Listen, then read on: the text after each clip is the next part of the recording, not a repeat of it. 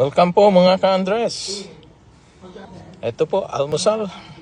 Itlog with ampalaya. At saka tusino at tuyo.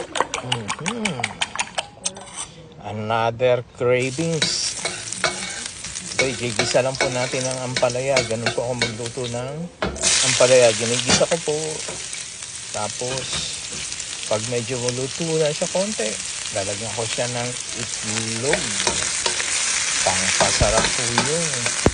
Masarap ito. Ito yung tinatawag namin pambansang ulam ng mga Tagalog.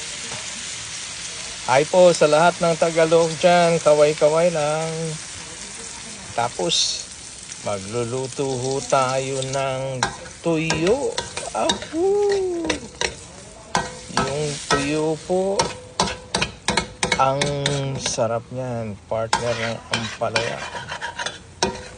Ampalaya po is bitter melon. Yan po ang tawag sa Ingles. Yan po tuyo. Piprito po natin yan. Sabayan po natin ng tusino. Homemade po yung tusino. Ginawa ko. Maya-maya po, magbebenta po ako ng tusino. Ka-Andres Tusino.